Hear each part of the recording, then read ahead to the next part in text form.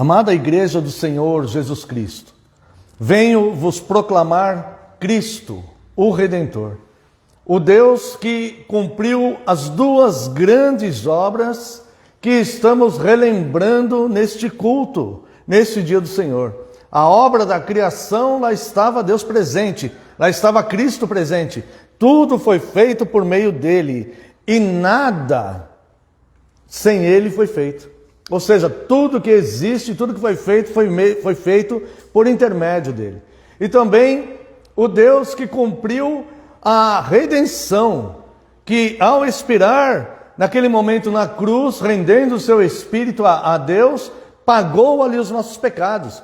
E depois, ao terceiro dia, ressurgiu dos mortos e apareceu para várias testemunhas oculares, cumprindo assim a obra da redenção. Então, as duas grandes obras que hoje estamos manifestando e lembrando, a criação e a redenção, Cristo se fez presente e cumpriu essas duas grandes obras. E ao meditarmos em Cristo, é que vamos pensar um pouco acerca dos atos deste sermão aqui. Os capítulos 54, 55 e 56 do livro de Isaías, eles são uma continuação do capítulo 53, onde Isaías, que é considerado o maior profeta messiânico, Isaías, ele profetiza sobre a pessoa de Cristo, detalhes sobre a pessoa de Cristo, que era um homem sem formosura física, que era um homem acostumado a dores, que sabia o que era padecer, e que era, e ainda é, o grande Deus que alegrou a sua alma com a sua obra redentora, salvando para o Pai a sua igreja, um povo específico que ele veio e comprou com alto preço. Tudo isso está relatado ali no capítulo 53, onde Isaías mostra a pessoa de Cristo. Pessoa, o físico, pessoa humana e também a divindade de Cristo. E agora, nos capítulos 54, 55 e 56, Isaías então fala da grande libertação que Cristo trouxe para as pessoas. Ele então profetiza, ele ainda está no período antes de Cristo nascer fisicamente. Então ele está profetizando que na sua época era algo que viria, na nossa época é algo que já veio. Como falamos há pouco, na época de Isaías era a sombra do que viria. Hoje, o fato. Nós não estamos mais na sombra, nós estamos no fato. Cristo já veio, já cumpriu esta obra, já ressuscitou, a obra está completa. E hoje, neste dia do Senhor, neste culto, nós lembramos a criação e a redenção. E os capítulos 54 e 55, que vão dar continuidade ao capítulo 53, que nós vamos ver essa obra redentora de Cristo, nós podemos observar grandes motivos para sermos gratos a Deus, como vai nos ensinar o catecismo a partir do dia do Senhor 32, que a nossa resposta a Deus é gratidão. Então nós vamos ver aqui grandes motivos para sermos gratos a Deus. O principal deles é o próprio Cristo, obviamente, tá?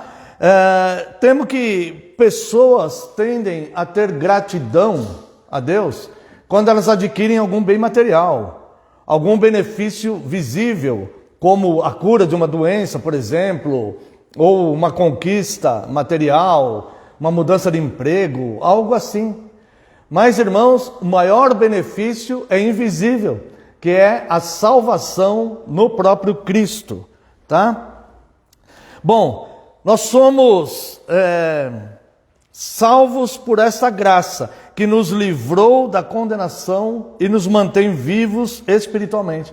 Então, nesses 3 capítulos, nós não vamos ler os 3 capítulos inteiros, os 54, 55 e 56, mas vamos ver alguns aspectos aqui. E se os irmãos tiverem oportunidade, leiam os capítulos 53 a 56 de Isaías, tá bom? Primeiro vemos aqui a promessa de proteção e de providência. No capítulo 54, a partir do verso 2. Alarga o espaço da tua tenda, Estenda-se o toldo da tua habitação, e não o impeças. Alonga as tuas cordas e firma bem as tuas estacas, porque transbordarás para a direita e para a esquerda. A tua posteridade possuirá as nações e fará que se povoem as cidades assoladas. Não temas, porque não serás envergonhada. Não te envergonhes, porque não sofrerás humilhação, pois te esquecerás da vergonha da tua mocidade. Não mais te lembrarás do opróbrio da tua viuvez, porque o teu Criador é o teu marido. O Senhor dos exércitos é o seu nome. O Santo de Israel é o teu Redentor. Ele é chamado o Deus de toda a terra, porque o Senhor te chamou como a mulher desamparada e de espírito abatido, como a mulher da mocidade, que fora repudiada, diz o teu Deus. Por breve momento te deixei, mas com grandes misericórdias torno a acolher-te. Num ímpeto de indignação, escondi de ti a minha face por um momento, mas com misericórdia eterna me compadeço de ti, diz o Senhor, o teu Redentor. Porque isto é para mim, como as águas de Noé, pois jurei que as águas de Noé não mais inundariam a terra, e assim jurei que não mais me iraria contra ti, nem te repreenderia. Aqui nós vemos promessas de proteção e de providências. Note que, antigamente, as mulheres, quando elas ficavam viúvas, quando elas não tinham filhos, elas simplesmente eram desprezadas totalmente pela sociedade. A vida, ela despreza totalmente muitas pessoas que não querem seguir os padrões que o mundo impõe. E Cristo vem e nos restaura e nos resgata de tudo isto. Agora eu quero chamar a atenção para os irmãos, aqui no verso 7. Por breve momento te deixei, mas com grandes misericórdias torno a acolher-te. No ímpeto de indignação escondi de ti a minha face, por um momento, mas com misericórdia eterna me compadeço de ti, diz o Senhor teu Redentor. Aqui é uma referência ao que Cristo passou na cruz. Quando Cristo estava ali na cruz, e os nossos pecados estavam sobre ele, e ele estava sendo rasgado pelos nossos pecados, em dor intensa. E ele então não é tratado por Deus ali. E ele sente então aquele abandono. E ele fala: Deus meu, por que me desamparastes? E Deus de fato o desampara ali, porque o pecado faz separação entre o homem e Deus. Então, para que nós não sentíssemos essa separação terrível, que é a pior coisa que pode acontecer a um ser humano, é Deus se afastar dele. É Deus desampará-lo. Essa é a pior coisa que pode acontecer com uma pessoa. Para que nós não sentíssemos este abandono de Deus, que não pode conviver com o pecado, porque os olhos de Deus são santos, santíssimos. E Deus não pode ver o mal. O pecado de fato nos separa de Deus. O pecado gera a morte. E gerou a morte de Cristo na cruz. Para que nós não passássemos por essa privação, Cristo passou por nós. Então Deus, quando olha o seu povo, ele olha os méritos de Cristo. Então aqui ele fala: por um breve momento te deixei, por um breve momento a minha ira se acendeu contra você, por um breve momento tive uma indignação com relação a você, porque aquele pecado que estava ali sobre você, como se você tivesse cometido, me indigna, e eu te deixei. Mas com afetos de misericórdia te acolhi, e nunca mais, assim como jurei para Noé, nunca mais vou te deixar. Então Deus, quando olha para a sua igreja, ele olha esses méritos de Cristo, e o Deus que não pode mentir, ele cumpre a sua aliança, a sua promessa feita aqui, que ele fala: nunca mais vou te deixar. Então ele olha a igreja como quem olha o próprio Cristo. Por isso a importância de estar no corpo de Cristo, de fazer parte do corpo de Cristo, de sermos membros uns dos outros. Ele nunca mais nos deixará. A sua ira não se acenderá contra a gente. Porque quando ele nos olha, os méritos de Cristo escondem de Deus os nossos pecados. É como se nós não tivéssemos mais pecado nenhum. O pecado foi pago ali aquele dia. Onde Cristo lhe fala: Pai, em tuas mãos entrego o meu espírito. Ali foi pago todos os nossos pecados. Então Isaías aqui, movido pelo Espírito Santo de Deus, ele faz toda uma alegoria, vamos dizer assim, acerca da situação que a mulher vivia. E ele considera a igreja como uma mulher e fala, olha, não se preocupa mais com viuvez ou com abandonos, ou ser repudiada na sua juventude, ser repudiada pelo seu marido. Não se preocupe com isto mais, porque Deus é o teu marido. Eu sou o teu marido, Cristo é o marido da igreja. Nós nunca mais ficaremos sem a providência, nunca mais ficaremos sem a proteção, nunca mais ficaremos sem o consolo, nunca mais ficaremos sem ser tratados por Deus. Cristo, como alguém disse certa vez, e eu sempre falo isto, porque é algo que me comove de fato. Alguém disse certa vez, que infelizmente eu não lembro quem foi que disse, gostaria muito de dar o crédito, mas essa pessoa disse o seguinte: Cristo será o único que estará no céu e que no momento da morte não foi tratado por Deus. E tudo isso por amor a nós. Ele morreu como um ímpio, sem ser tratado por Deus, porque os nossos pecados estavam separando ele de Deus, e a ira de Deus estava acesa com relação a ele ali naquele momento. E Cristo padeceu terrivelmente por isto, e exclamou isso na cruz. No entanto, cada um de nós, cada um do seu povo, não será abandonado nem mesmo na hora da morte. Até mesmo na hora da morte seremos tratados, poderemos ter um sorriso no rosto e falarmos, Senhor, estou pronto e obrigado, e seremos recebidos naquela paz e naquela alegria intensa que nem olhos viram, nem ouvidos ouviram, nem jamais penetrou no coração humano o que Deus tem preparado para aqueles que o amam. E nós vamos herdar toda essa terra e tudo o que Deus prometeu para cada um de nós. Então nós vemos aqui no capítulo 54, de 2 a 9, promessas de proteção e providência. Vemos promessas de misericórdia e o cuidado de Deus aqui a partir do verso 10. Olha só: porque os montes se retirarão e os outeiros serão removidos, no capítulo 54. Mas a minha misericórdia não se apartará de ti, e a aliança da minha paz não será removida, diz o Senhor, que se compadece de ti. Essa promessa é para você individualmente. Entenda ela como para você individualmente. Ó tu, aflita, arrojada com a tormenta e desconsolada, eis que eu assentarei as tuas pedras com argamassa colorida, e te fundarei sobre safiras. Farei os teus baluartes de rubis, as tuas portas de carbúnculos, e toda a tua muralha de pedras preciosas. Todos os teus filhos serão ensinados do Senhor, e será grande a paz de teus filhos. Serás estabelecida em justiça, longe da opressão, porque já não temerás, e também do espanto, porque não chegará a ti. Eis que poderão suscitar contendas, mas não procederá de mim. Quem conspira contra ti, cairá diante de ti. Eis que eu, aqui ele vai falar o poder dele a cumprir essas coisas. Eis que eu criei o ferreiro que assopra as brasas no fogo e que produz a arma para o seu devido fim. Também criei o assolador para destruir. Toda arma forjada contra ti não prosperará. Toda língua que ousar contra ti em juízo, tu a condenarás. Esta é a herança dos servos do Senhor e o seu direito, que de mim procede, diz o Senhor. Olha só, além de não nos abandonar, além de nos dar todos esses benefícios, Deus ainda nos concede direitos. E por que Ele concede direitos à sua igreja? Porque Ele nos vê pelos méritos de Cristo.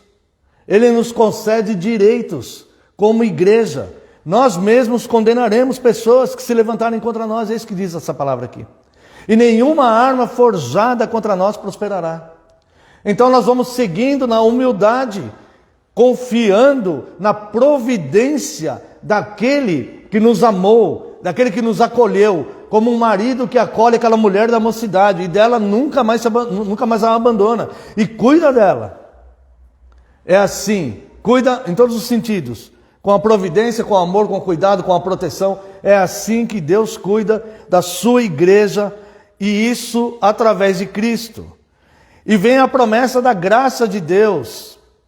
o verso 51, capítulo 55, verso 1. A todos vós, os que tendes sede, vinde às águas. E vós, os que não tendes dinheiro, vinde, comprai e comei. Sim, vinde, comprai, sem dinheiro e sem preço, vinho e leite. Aqui, irmãos, o que essa palavra aqui está dizendo é que não existe recurso material que seja necessário para que nós alcancemos a graça de Deus. Você pode não ter nada. Você pode não ter nada. Se você está em Cristo, Deus te alcança com todos esses benefícios e todos esses direitos. Você é amado dele, você é a noiva amada, a quem ele deu a vida por você. E aqui, quando vai falar de leite, vinho, nós vemos aqui que as águas, que vai falar aqui, né? Vinde às águas. As águas, elas representam aqui neste texto o saciar das nossas necessidades, o saciar o sedento mesmo.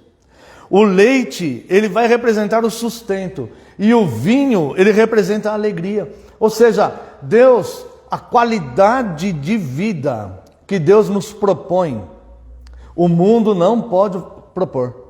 Porque o mundo, as pessoas no mundo, elas podem até conquistar recursos financeiros, algum tipo de poder, elas podem até conquistar tudo isto, mas elas não serão plenas em todas as coisas. Tem coisas que só Deus pode providenciar na vida da pessoa. E quando essa promessa fala das águas, do leite e do vinho, mesmo sem dinheiro, vinde comprar e sem dinheiro.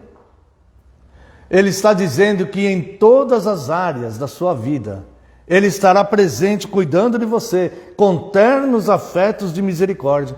Tudo isso daqui Deus faz com amor e faz baseado nas suas próprias promessas. Aquele Deus que não pode mentir. Depois aqui, os versos 2 e 3, vem uma advertência para que nós não troquemos os valores, para que nós entendamos bem isso. E nunca troquemos os valores. Como nós vimos aqui do 1º ao 4º mandamento, colocando Deus sempre como o único Deus, acima de todas as coisas. Veja aqui o verso 2 e o verso 3 do capítulo 55. Por que gastais o dinheiro naquilo que não é pão, e o vosso suor naquilo que não satisfaz? Ouve-me atentamente. Comei o que é bom, e vos deleitareis com finos manjares. Inclinai os ouvidos e vinde a mim. Ouvi, e a vossa alma viverá. Porque convosco farei uma aliança perpétua, que consiste nas fiéis misericórdias prometidas a Davi. Ou seja, você vai comer o melhor dessa terra. Não troque os valores por situações que são temporárias, momentâneas aqui da vida. Irmãos, tudo nesta vida é temporal. Tudo aqui tem uma data já específica para acabar. A nossa força física, o nosso poder de intelecto, os nossos recursos financeiros, um dia a gente não vai, mesmo que a gente morra com muito dinheiro, a gente não vai mais poder movimentar aquela conta. O nosso carro a gente não vai dirigir mais. A nossa beleza, ela passa. Todas as coisas aqui são temporais. Não troque os valores. Alimente, priorize, dê valor às questões eternas de Deus. E Ele está dizendo aqui, olha só o que Ele diz aqui: inclina os ouvidos e vinde a mim. Venha aqui no culto, você será instruído aqui. É isso que está falando aqui. Venha ouvir e aprender de mim. Incline os seus ouvidos para ouvir o que a minha palavra revela para você. O que eu estou revelando para você. E a vossa alma viverá. Porque convosco farei uma aliança perpétua. Com quem que ele está fazendo essa aliança perpétua? Com a noiva. Com aquela moça do verso 54. Eu serei o teu marido. Eu vou te abraçar aqui, tá? Alarga os espaços da tua tenda, porque você vai ter muita alegria para viver nessa tenda aqui. E olha só, inclina os ouvidos e vinde a mim. Ouve, e a vossa alma viverá, porque convosco farei uma aliança perpétua. Não é passageiro, não é temporal. Não é coisa que vai se desfazer aqui. Não é aquele tesouro que os ladrões roubam ou que as traças corroem. Não é, irmãos. É algo concreto, efetivo, perpétuo, que não passará, valores eternos, que permearão toda a eternidade. Ah, se nós pudéssemos olhar e ver como nós estaríamos ali no futuro, como estaremos ali no futuro, e de alguma forma, se tivesse uma máquina do tempo, para a gente ir após a nossa morte física, os salvos, e olharem a eternidade, e verem tudo que estão vivendo ali, e olharem para trás, cada lágrima derramada, e cada esforço que foi feito para negar a si mesmo, tomar a cruz e seguir a Cristo, e nós pudéssemos fazer isso, olhar para trás, nós sorriríamos, e diríamos, como valeu a pena, como nós perderíamos tudo, se nós tivéssemos priorizado coisas banais, coisas temporárias, coisas passageiras, que as nossas mãos não podem retê-las, que nenhuma força do mundo pode retê-las, que não existe um lugar onde a gente possa guardar para nós aquilo e desfrutarmos aquilo eternamente. Tudo aquilo vai passar, vai escorrer pelos nossos dedos. Ah, se nós pudéssemos entrar numa máquina do tempo, ir para este futuro, onde estaremos ali gozando de plena paz e felicidade, e olhar para trás e falar, Senhor, obrigado, obrigado, porque quantos perderam tudo, e eu aqui estou agora. Obrigado. E nós poderíamos então ver que grande loucura seria priorizar essas coisas do mundo, como se fossem as coisas mais importantes de tudo. Irmãos, a palavra de Deus fala que pela fé, até mesmo mulheres receberam de volta os seus mortos. Pela fé, isso é galardão, isso é bênção. Pessoas que essas mulheres amaram tanto, e que um dia aprove ao Senhor Deus levá-los. Pela fé, essas pessoas, essas mulheres recebem de volta. Isso é um galardão. Isso é só o poder de Deus que é possível de fazer. Ou seja, não perderemos nada. Não perderemos nada. Ao contrário, Deus é galardoador daqueles que o temem, e bem nenhum sonega aos que temem o seu nome. Essa é a santa palavra de Deus que diz isto. E olha só, irmãos, o tempo é limitado. Veja aqui, 55, de 4 a 6. Eis que eu o dei por testemunho aos povos, como príncipe e governador dos povos. Eis que chamarás a uma nação que não conheces, e uma nação que nunca te conheceu correrá para junto de ti, por amor do Senhor teu Deus e do Santo de Israel, porque este te glorificou. Veja o verso 6. Buscai o Senhor enquanto se pode achar, invocai-o enquanto está perto. Ou seja, o entrar nesta aliança, o entrar nessa providência, nós fazemos isto agora, enquanto Deus está perto, enquanto o tempo é oportuno, enquanto nós podemos buscá-lo. Não é algo, irmãos, não se iluda, que nós vamos vivendo para nós mesmos, buscando a nossa glória pessoal, nossos benefícios pessoais, nossa satisfação pessoal, nosso sustento, os cuidados conosco mesmo, buscando a nossa alegria, pensando em nós o tempo todo, e achar que na eternidade nós vamos receber de Deus todas essas bênçãos. Porque neste caso nós estaremos fazendo essa troca de valores, que ele fala nesses versículos acima. Não gaste o seu dinheiro naquilo que não é pão. Por que você faz isso? Não gaste o seu dinheiro, não gaste a sua energia, o seu tempo, a sua força naquilo que não vai satisfazer, porque vai se perder, vai se corromper e vai acabar, não é eterno. Antes, veja a aliança que eu estou te prometendo. Venha a mim, ouve atentamente o que estou falando para vocês. Buscai enquanto se pode achar. Quando diz aqui enquanto se pode achar, é evidente que há um limite de tempo aqui, é evidente. Não precisa nem ser especialista em gramática, né?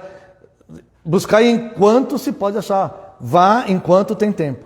Vá enquanto dá tempo de poder encontrar. E, além de tudo, nós vemos aqui essa questão. Buscai enquanto se pode achar. Eu lembro que há muitos anos atrás, num sermão, eu falei algo, seria mais ou menos assim. Olha só, é pela graça de Deus. É pela graça de Deus. Nós não conseguiríamos isso, tá? Mas exige um esforço pessoal. E eu vou te explicar como. Por quê? Esse esforço pessoal é apenas em eu olhar e falar assim, eu não quero mais viver segundo os antigos rudimentos que eu vivia. Mas agora eu quero viver para Deus e quero priorizar e cumprir esses mandamentos. Só existe um Deus acima de tudo. Tem que fazer um esforço, tá? Imagina que eu estou com muita fome. Imagina que eu estou com muita fome. E eu falo assim para você, eu falo assim, nossa, eu estou com uma fome e eu não tenho dinheiro para almoçar. Eu não tenho dinheiro, não tenho dinheiro para almoçar hoje. Tá? E você fala assim, aí você vai aqui em cima aí na Secap aqui ou lá no centro, você vai no restaurante de um amigo teu lá e você paga uma refeição, você fala assim, olha, o pastor vai vir almoçar aqui, eu vou deixar pago a refeição dele, tá? O que ele pedir aí você pode servir, que está pago aqui, tá bom? E caso ele peça coisas a mais, você me liga aí que eu te mando um Pix. E aí você me manda um WhatsApp falando assim, pastor, ó, restaurante tal lá, tá pago o seu almoço, pode ir lá almoçar. Tá pago. Eu já paguei, tá pago. Ou seja, foi graça para mim, não foi? Foi favor para mim. Eu não tinha grana para almoçar, eu ia ficar com fome. Eu ia passar fome, eu não tinha dinheiro para ir almoçar. Tá? Mas eu posso pegar e subir daqui até Secap, não posso? Eu posso ir lá. E aí você já deixou tudo pago lá para mim. É só eu ir lá e almoçar. Seria a mesma coisa, irmãos, rejeitar essa graça de Deus que já está paga. Seria a mesma coisa, morrer de fome, padecer dessa fome. Quem já passou fome sabe como isso é horrível, né? A gente não está falando de um dia de fome, está falando de fome mesmo, né? Seria como eu rejeitar um favor, algo que já está pago, simplesmente porque eu não quis ir buscar. Então, é isso que, mais ou menos isso, né? Mais ou menos. É uma ilustração superficial. Mas é mais ou menos isso que Deus está falando. Falou assim, olha, já foi pago na cruz. Aquilo lá, irmãos, não tinha como pagar. Do mesmo jeito que eu não teria como pagar lá o restaurante, e você foi lá e pagou um almoço para mim, muito menos eu teria como pagar o que Cristo fez na cruz. Nem se compara, na verdade, né? Não teria como pagar aquilo. Tá? Então ele fala assim, buscai enquanto tem tempo. Buscai enquanto pode. Não troque os valores. Está pago. Vai lá e almoça. E se satisfaz, tá? Então o tempo, ele é limitado. É necessário, portanto, uma transformação. E ele vai dizer aqui, os versos 7 e o verso 8, como que é esse esforço pessoal, que é mínimo, porque ele vem acompanhado com a graça de Deus que vai nos fortalecer para conseguirmos fazer isto. Nós deixando a palavra entrar em nós e nós mesmos vamos nos libertando dessas coisas. O próprio Cristo, a palavra vai nos libertando internamente. Essas coisas que nos aprisionavam. Veja o verso 7. Aqui está o esforço. Deixe o perverso o seu caminho, o iníquo os seus pensamentos. Converta-se ao Senhor, que se compadecerá dele, e volte-se para o nosso Deus, porque é rico em perdoar. E olha só o verso 8, porque os meus pensamentos não são os vossos pensamentos, nem os vossos caminhos, os meus caminhos. Então, veja só, há proposto para nós dois caminhos.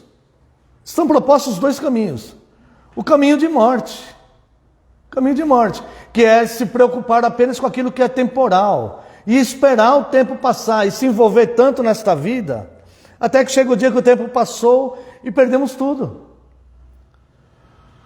Gastamos o dinheiro naquilo que não é pão, trocamos os valores, perdemos essa promessa maravilhosa, deixamos de lado isso, rejeitamos, simplesmente fomos loucos, totalmente loucos. Estaríamos agora no momento contemplando as coisas espirituais e falando que loucura eu fiz, mas não dá mais tempo. Porque é para buscar enquanto houver tempo, entende? É isso que está escrito aqui. Buscar enquanto há tempo. Seria como, sei lá, eu rejeitasse o almoço que você pagou para mim. E dali uns 10 dias eu não tenho mais força para subir até lá, até o restaurante. Porque eu estou totalmente desnutrido e já não dá mais. E eu perdi a oportunidade de ter me alimentado e ter me fortalecido. É isso que a palavra está dizendo. Então, veja bem. E ele então, do versos 9 a 11, ele vai falar da grandeza dele comparada à nossa dor, à nossa pequenez aqui. Nós vamos conseguir porque vem dele, desde o querer até o fazer. Vem dele, ele mesmo vai providenciar que nós queiramos estar nesses cultos, que nós queiramos aprender de Deus, que nós queiramos estar na comunhão, e a palavra instruída em nós vai nos libertando a ponto dos mandamentos de Cristo não serem penosos. Se você entrar agora num bar, e tiver lá um ébrio, alguém que seja de fato um alcoólatra mesmo, não alguém que está só bebendo alguma coisa, mas alguém que seja de fato um alcoólatra, que ele não consegue se libertar daquele vício, ele não consegue, de jeito nenhum. Se você entrar lá para ele, com a Bíblia embaixo do braço, e falar assim para ele, viu, para de beber agora para que você viva, para de beber, você tem que parar de beber. Ele pode olhar para você, ele pode até reconhecer que você tem razão. Ele fala, tem razão. Mas como que ele vai conseguir? Ele não vai conseguir. Não é porque você entrou lá com a Bíblia embaixo do braço que ele vai parar de beber, ele não vai conseguir. Mesmo que ele queira, mesmo que ele concorde com você, fala, você tem razão, é isso mesmo. Ele não vai conseguir. Agora, se você abraçar ele e falar assim, vem comigo nos cultos, ele fala, não posso, eu estou sempre embriagado. Vem embriagado mesmo. Vem embriagado. Vem para os cultos. Vem para os cultos comigo. Sabe o que vai acontecer com ele? A palavra vai começar a entrar nele. É assim que Cristo veio buscar e salvar o perdido. Através da palavra. É assim que Cristo vai agir. É assim que Cristo vai resgatar ele. A palavra vai começar a entrar nele. E ele vai sair do culto e ele vai tomar um pileque. Ele vai no outro culto, ele vai sair, ele vai tomar outro pileque. Ele vai no outro culto, vai sair, vai tomar outro pileque. Um dia ele fala assim, pô, não sei o que está acontecendo comigo. Não estou afim de beber hoje. Não estou afim de ir lá no bar hoje. A palavra está entrando nele e está libertando ele. Aí um dia ele fala, quer saber, hoje eu vou... Escutei uma música aí, deu vontade de... Aí ele vai lá e toma... Aí no outro dia ele fala, nossa, por que eu fui, né? Não devia ter ido. Nossa, eu fiquei tão melhor nos dias que eu não estava indo e tal. E ele continua congregando e a palavra vindo, instruindo ele. Tem que congregar no lugar onde tem instrução da palavra verdadeira, né? Aí a palavra vai instruindo ele, instruindo. Um dia ele está liberto. E não é só o ébrio, irmãos. É todos. É o adúltero, é o promíscuo, é o ladrão, é o perverso, é aquele que quer enriquecer ilicitamente, é tudo. Aquele que tem glutonaria, que não consegue parar de comer, é todas as áreas. Aquele que fala da vida dos outros, não consegue parar de quebrar o 9º mandamento, falar da vida dos outros. Cada um está perdido por um caminho, cada um está desgarrado por um caminho, irmãos. O fato é que todos precisam do bom pastor que é Cristo. Que está todo mundo desgarrado por aí. Não importa se o pecado é público e visível ou se o pecado é oculto. Está todo mundo desgarrado. E aí, então, o que acontece? Cada um desses que vem e ouve, que busca enquanto há tempo, vinde e ouve-me, e viverás. Porque farei com você uma aliança, você vai viver. Porque eu vou colocar dentro de você, é assim que Cristo vai salvar o perdido. E a palavra, então, vai entrando e transformando. E esses mandamentos não se tornam penosos. No primeiro dia, seria um peso para ele. Fala, como que eu vou parar de beber? Eu não vou conseguir parar de beber. Ele pode até concordar com você, e ele fala, não vou beber mais então. E aí ele não consegue, é um peso enorme para ele. Não tem força para sair daquilo. Depois, com o tempo, Cristo vai libertando ele de dentro para fora. E aí ele vai ver que os mandamentos não são penosos. E ele vai falar, poxa, não quero mais fazer isso. Não vou mais agir assim, como eu agia. Chegar em casa embriagado, brigar com a minha mulher, brigar com os meus filhos. Não vou mais fazer isso. Acabou. Isso é coisa do meu passado. É coisa do meu passado. E acontece um verdadeiro milagre na vida dele, que é Cristo transformando ele. E assim como nós falamos, amados irmãos, em todas as áreas. Quando diz aqui, deixe o perverso o seu caminho, o iníquo os seus pensamentos, converta-se ao Senhor que se compadecerá de ti. William James é considerado o pai da psicanálise norte-americana. Alguns o consideram superior a Freud, William James. E ele falou algo tão óbvio, tão simples, mas é tão verdadeiro, é tão enraizado, é tão verdade aquilo, que ninguém consegue contestar o que ele falou. E ele disse o seguinte, é possível mudar de vida mudando de comportamento. Só. Olha a conclusão que ele chegou. Um homem extremamente estudado, considerado o pai da psicanálise norte-americana. Ele fala, é possível mudar de vida mudando de comportamento. As coisas não estão dando certo. Você está sempre colhendo os mesmos resultados. Mude seu comportamento. Mude o seu comportamento. É possível mudar de vida mudando comportamento. O perverso deixa a perversidade. O que roubava não roube mais. O que mentia não minta mais. E vá santificando-se, porque essa santificação vem de Deus, a salvação vem dele, é graça dele. Tudo provém dele, todo bem provém dele. E a nossa resposta é a gratidão. Então nós olhamos para nós mesmos, como que nós respondemos para Deus? Como diz o dia 32, o dia do Senhor 32. Como que nós respondemos para Deus? Senhor, eu não tenho força para me libertar de tal coisa. Esse pecado X aqui, ó, ele me domina. Eu não tenho como me libertar disso. Tá? Então vamos dizer que o cara ele come bolacha lá, aquela... Como é que chama aquele negócio que tem na bolacha? Aquela gordura trans, né? Ele come aquele negócio, ele sabe que ele vai morrer de tanto comer aquele negócio lá, mas ele come aquilo o dia inteirinho. Ele nem almoça nem janta, só come aquilo. E ele sabe que ele vai morrer daquilo. E ele fala, eu não consigo me libertar disso. Mas, por gratidão pelo que o Senhor fez, eu vou começar nos seus cultos, vou começar a cultuar o Senhor. E a palavra começa então a entrar nele, e um dia ele está comendo alface. Ele mesmo está decidindo, agora eu só quero alface. Então, irmãos, deixa Deus agir.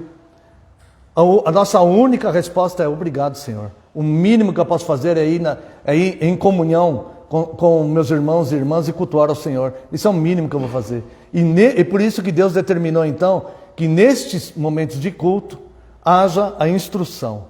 E aí então Cristo vai buscando e salvando aquele que estava perdido. E ele vai herdar todas essas promessas. Então a grandeza de Deus comparada com a nossa dor. Verso 9, porque assim como os céus são mais altos do que a terra, assim são os meus caminhos mais altos do que os vossos caminhos, e os meus pensamentos mais altos do que os vossos pensamentos. Então a gente tem que se submeter a como Deus determinou as coisas, e não falar, eu acho que deveria ser de outro jeito. Isso daí pode funcionar com os outros, mas comigo não. Os pensamentos de Deus são mais altos do que os nossos. Ele sabe o que Ele está fazendo, não somos nós que sabemos, irmãos. Não somos nós que sabemos o que estamos fazendo. Tá? Não são os governantes das nações que sabem o que estão fazendo. Quem sabe é Deus de fato. E olha só, os meus caminhos são mais altos do que os vossos caminhos, os meus pensamentos mais altos do que os vossos pensamentos, porque assim como descem a chuva e a neve dos céus, e para lá não tornam, sem que primeiro reguem e a terra, e a fecundem, e a façam brotar para dar semente ao semeador, e pão ao que come, assim será a palavra que sair da minha boca, não voltará para mim vazia. Então aquele que fala assim, eu vou buscar enquanto eu posso, enquanto há tempo, e eu vou nos cultos, e deixa a palavra entrar, essa palavra ela não vai voltar vazia. Ela não vai voltar vazia, eu não sei quanto tempo vai demorar para brotar alguma coisa. Tempos e épocas é exclusividade de Deus total. Mas a promessa está aqui, e nós cremos nela profundamente de todo o nosso coração. Assim será a palavra que sair da minha boca, não voltará para mim vazia, mas fará o que me apraz e prosperará naquilo que eu designei. E finalmente, irmãos, o resultado encontrado pelo que busca Deus em Cristo. Versos 12 e 13 do capítulo 55. Saireis com alegria e em paz sereis guiados. Os montes e os outeiros romperão em cânticos diante de vós, e todas as árvores do campo baterão palmas. Em lugar do espinheiro crescerá o cipreste, em lugar da sarça crescerá a murta, e será isto glória para o Senhor, e memorial eterno que jamais será extinto. Deus será glorificado na volta por cima que você der na sua vida. E isso vai acontecer porque a palavra de Deus vai transformando você.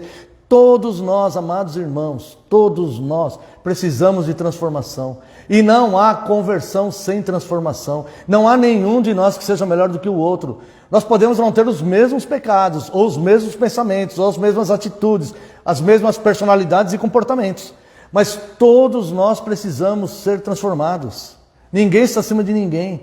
Todos nós precisamos deste Cristo maravilhoso. Todos nós precisamos dessa promessa maravilhosa. E é uma loucura muito grande rejeitar isto.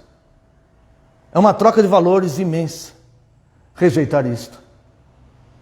Então, olha, saireis com alegria e em paz sereis guiados. E Deus, Ele vai cumprir tudo aquilo que Ele prometeu. Aí você olha para a sua vida, talvez você se sinta como o apóstolo Paulo se sentiu um dia. Ele falou, eu sou o principal dos pecadores. Eu sou o pior dos pecadores. E ele ainda fala o porquê que ele se sentia assim. Porque perseguia a igreja de Cristo. Eu sou o pior dos pecadores. Né? Talvez você olhe para a sua vida e você se sinta assim. Fala assim, não, eu até acredito que Deus fez isso na vida do pastor. Porque normalmente as pessoas veem o pastor é um homem como qualquer outro, irmãos. Qualquer outro. Não tem nada superior não. Ele só tem uma vocação. Como você também tem uma vocação para alguma coisa. Um dom. Né? E você fala assim, para o irmão tal é mais fácil, para o irmão tal é mais fácil. Porque na sua cabeça, na vida dele era mais fácil. Aí você olha para você mesmo e você fala, não, mas eu sou o principal dos pecadores. E para mim não vai dar certo isso, irmãos. Aquele que fez a promessa providenciará os meios de a cumprir. Porque Ele é todo poderoso. Ele é todo poderoso. Ele criou os céus e a terra. Tem pouco poder quem criou o céu e a terra? Apenas com a palavra. Haja luz, haja o sol, haja os luzeiros, haja as estrelas, haja animais marinhos. Tem pouco poder quem conseguiu criar tudo isso? Só falando, haja, só dando uma ordem. Não tem, irmãos. Então, não é pouco poder, não tem pouco poder, tem muito poder. Então, aquele que fez a promessa providenciará os meios de a cumprir. A nós compete apenas confiar nele, segurar na mão dele, como a ovelhinha que o pastor vai caminhando, não para lá nem para cá, mas vai indo para cá, para não cair nos espinheiros, para não cair nos barrancos, para não deixar os lobos chegar perto. A água está ali, o passo verdejante está ali, estou te levando para lá, certo?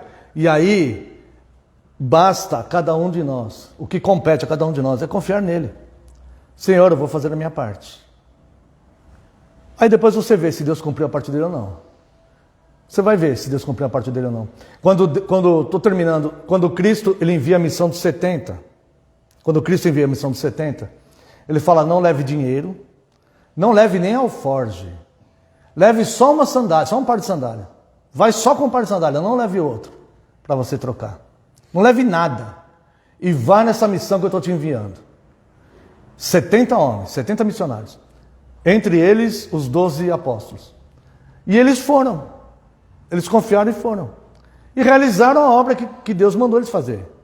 Curaram enfermos, expulsaram demônios, fizeram um monte de coisa lá, que eles não podiam supor que eles fariam aquilo. Quando eles olhavam para eles mesmos, é que nem a gente quando olha para a gente mesmo. Fala, é impossível fazer um negócio desse, é impossível. Certo? Eles também. Eles eram homens como nós. Cada um estava lá perdido de um jeito. E aí, Cristo pega e manda eles lá. Não leva alforje, não leva dinheiro, não leva outro par de sandália, não leva nada, vai. E eles foram e fizeram. Mais tarde, voltaram e tudo mais. Cristo ainda fala, não fica feliz porque os espíritos malignos submetem a você. Fique feliz porque pelo seu nome está escrito no livro da vida. Isso sim é motivo de você ficar feliz. E aí passa o tempo, um dia Cristo está com eles de novo. E Cristo fala, lembra quando eu mandei vocês sem dinheiro, sem alforje, só com um par de sandália e tal? Aí eles falam, sim, nós lembramos. Faltou alguma coisa para vocês? Cristo pergunta. Faltou alguma coisa para vocês? E eles falam, não nos faltou nada. Então, irmãos, aquele que fez a promessa, cumprirá, achará, depende dele, é responsabilidade dele os meios de a cumprir. Não me pergunte, porque eu não sei como que ele vai cumprir. Na vida de cada um de nós, eu não sei. Mas eu sei que ele vai cumprir, porque a palavra dele garante isso. E aqui, para a gente terminar, verso 56, capítulo 56, versos 1 e 2. Assim diz o Senhor, mantende o juízo. Não vire a cabeça, irmãos. Não perca a cabeça. Não vire a cabeça. Mantende o juízo. Eu vou fazer muitas vezes a gente olha para a vida e fala, a gente não vai conseguir resistir. Não vai dar certo isso. Irmãos, sabe o que Deus está falando aqui? Não perca a cabeça. Não vira a cabeça. Se mantenha firme na rocha. E deixa que o resto ele fará. Só se preocupe com a justiça. Ele diz aqui, assim diz o Senhor, mantende o juízo, e fazei justiça, porque a minha salvação está prestes a vir. Isso daí não vai te sufocar. Isso daí não vai acabar com você. A minha salvação está prestes a vir.